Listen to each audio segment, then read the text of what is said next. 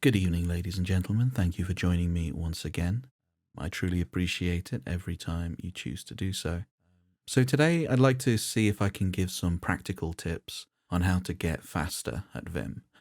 I've seen a couple of videos on this, and the most common theme is just practice, which, while true, is not particularly useful. So I have a few more practical pieces of advice that I hope can help.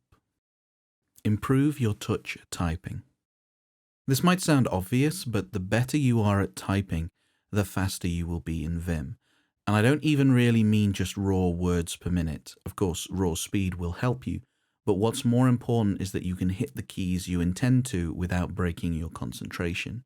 The reason Vim is so powerful is that you can maintain a train of thought without context shifting, right? So without moving your hands off the keyboard. So if when you want to perform some kind of motion, you have to dedicate a significant portion of your brain power to pressing the correct keys, you lose a lot of that benefit. If you fail to do a quick CIW or DAT or whatever as fast as your brain thinks it, then you might as well use your mouse like a cave person. Get out of insert mode as quickly as possible. There's a reason that normal mode is called normal mode. It should be the mode in which you normally reside.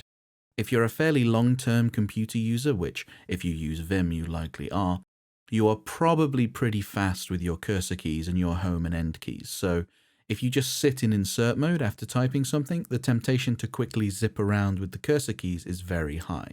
Once you're finished with an insert operation, you should immediately get out of insert mode. Inserting some text should be a finitely bounded process, where you enter insert mode, spit out what is currently in your brain buffer, and then immediately jump back into insert mode. You have done inserting all the text your brain currently holds, so now you need to go back to normal mode to fill up that brain buffer again. Text insertion should be considered an operation, just like CIW or DD or whatever, just with more keystrokes. Do things correctly. This will infuriatingly make you slower in the short term, but I think it's kind of necessary.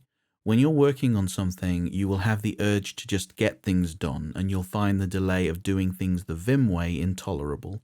You need to ignore this instinct and do things properly.